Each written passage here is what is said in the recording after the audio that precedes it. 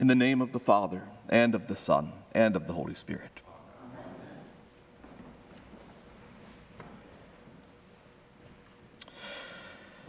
It's rather easy to miss it in our modern way of living, but so much of all religions, of our own religion, of the religion of our ancestors, is truly bound up with the seasons of harvest, the cycle of the year. In pre-modern Europe, late winter and early spring were known as hunger seasons because the food stores from the previous harvest had begun to run low. Fresh food was not yet available, and people were anxiously awaiting the weather to turn so that crops could begin to grow once more.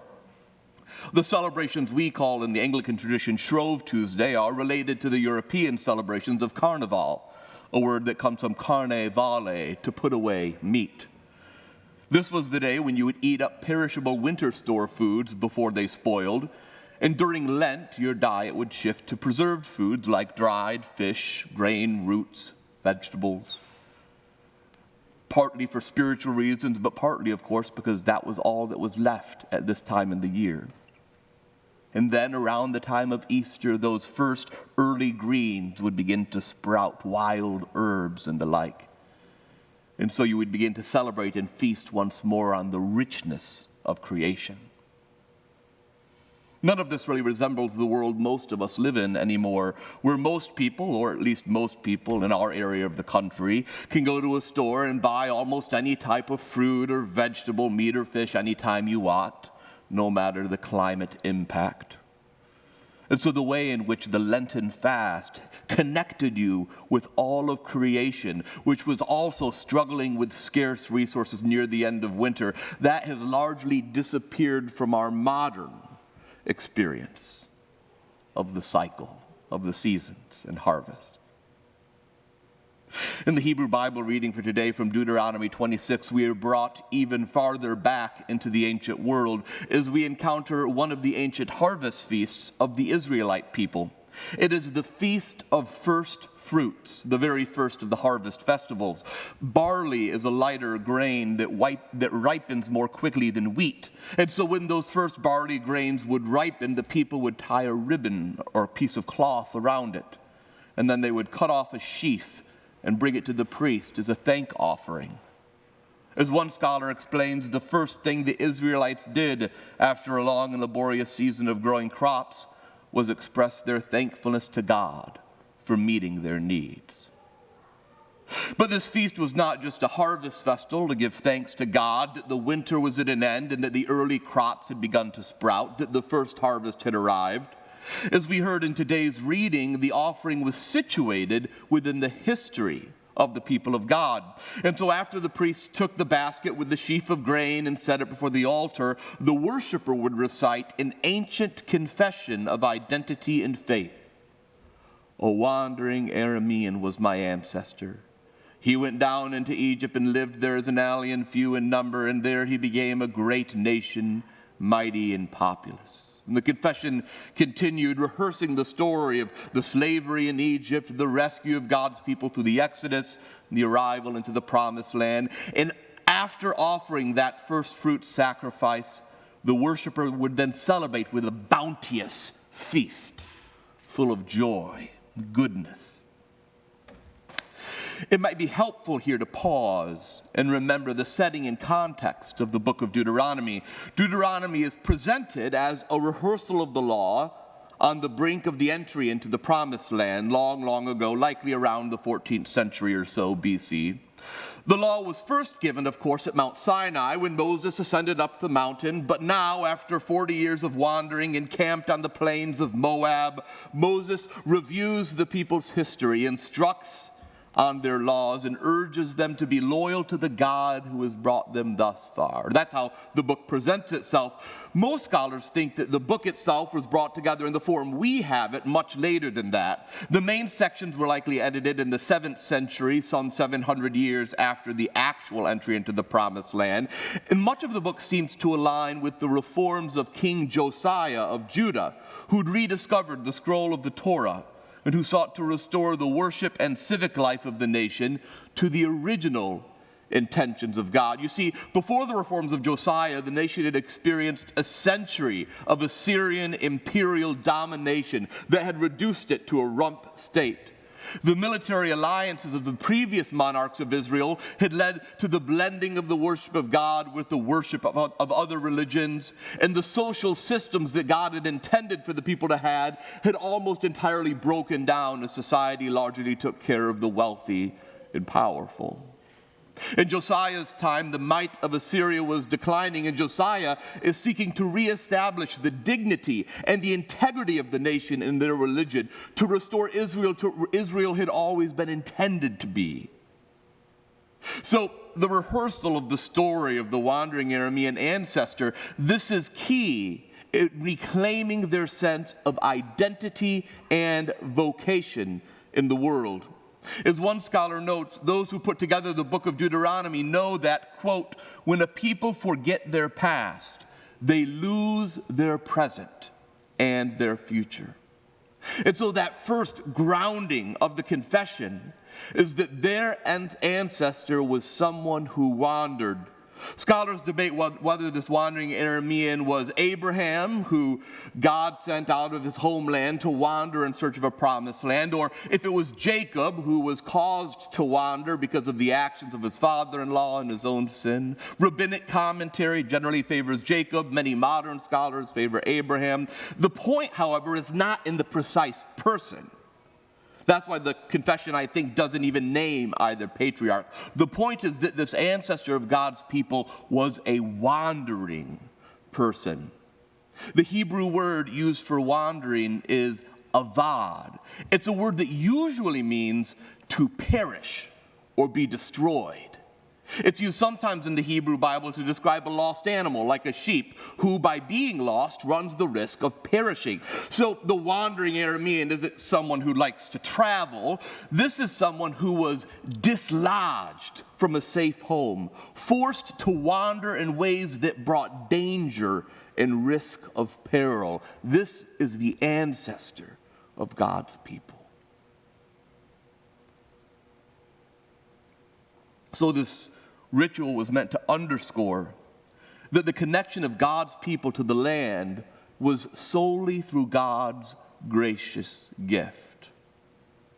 The produce of the harvest they carried forward is the same sort of thing. It's the gift of God from a creation in a land that they could not claim as theirs by right or by power. It was a gift. Rachel Adelman, a rabbi and a professor at Hebrew College in Boston, writes, "The Jewish myth of our origins also informs our relationship to the land, but our hope of homecoming, the sense of ourselves as an eternal people, is grounded, ironically, in the claim that we were once originally strangers in a strange land." And all of this is why, as we heard in today's reading, you may have missed it, but as we heard, they were called to celebrate that great bounteous feast. Celebrate with the gratitude of that gift, not only to celebrate that feast with the priests and the Levites, but with, quote, the aliens who reside among you.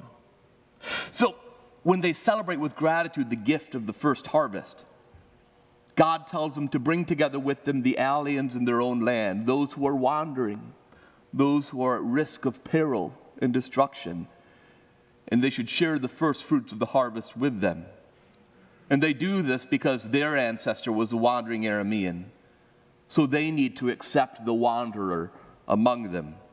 The text actually continues in verse 12 after our reading for today ends and says, "And when you've finished paying all the tithe of your produce in the third year, which is the year of the tithe, giving it to the Levites, the aliens, the orphans, and the widows, so that they may eat their fill within your towns, then you shall say before the Lord your God," and the worshiper then promises that they've given the sacred tithe to those on the margins. Only then may they ask for God's blessing on their nation. What would it look like,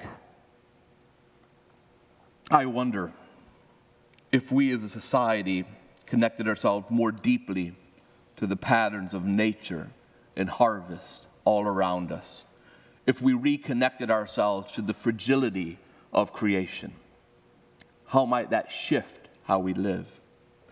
What if we grounded ourselves, like the ancient Israelites, each spring in the acknowledgement that we don't own any of this? We can't claim it as ours. All of our ancestors were wandering immigrants, at some point facing risk of peril and destruction until someone showed them kindness and hospitality. I wonder if we as a people did that every spring, reminded us ourselves of that every spring. I wonder if that would change how we as a people engage with refugees and immigrants.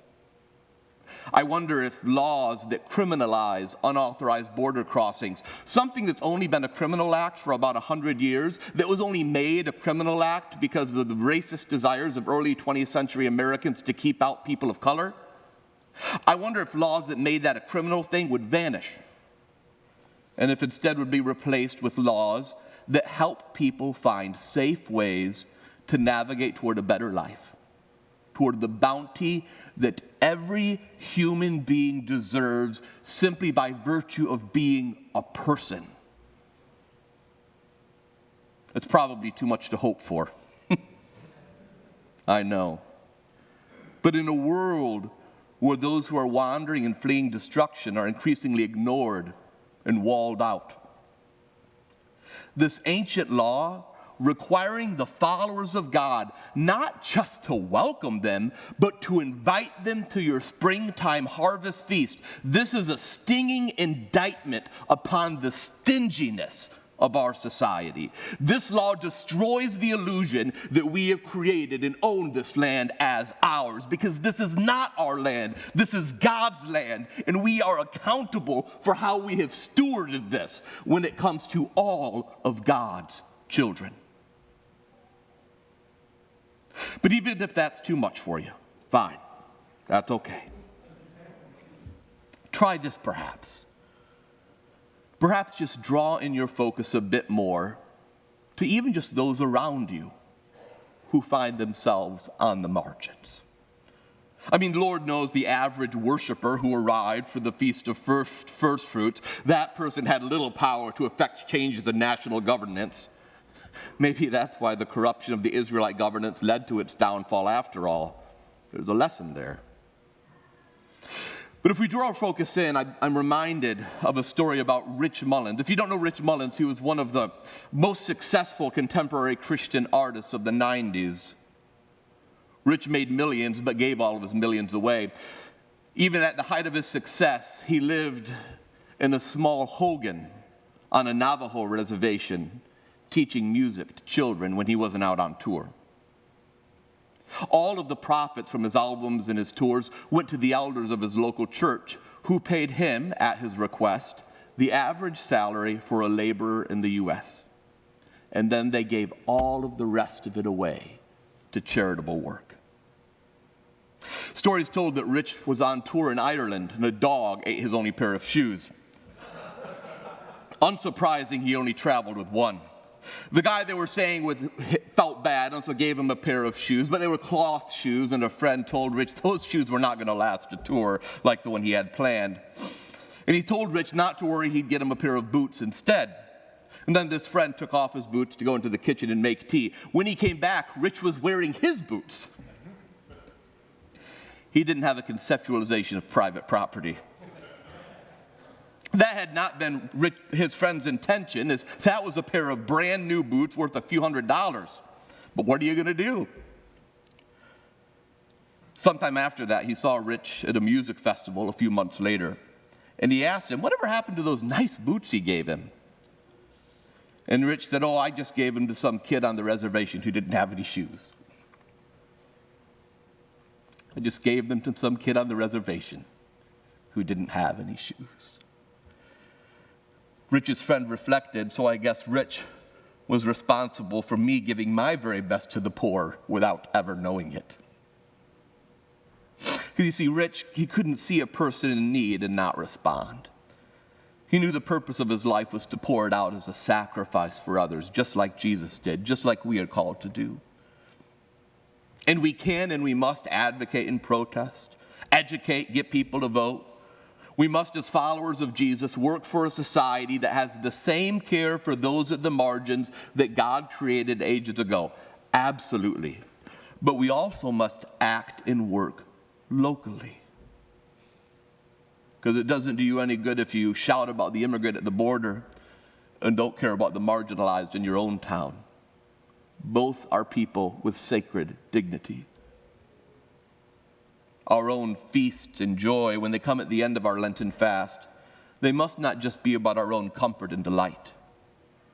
We must bring in the marginalized and excluded. Because if our festal celebrations do not reach out to include all people, then we have forgotten our own history. We have forgotten that everything we have is only a gift entrusted for us for the time being.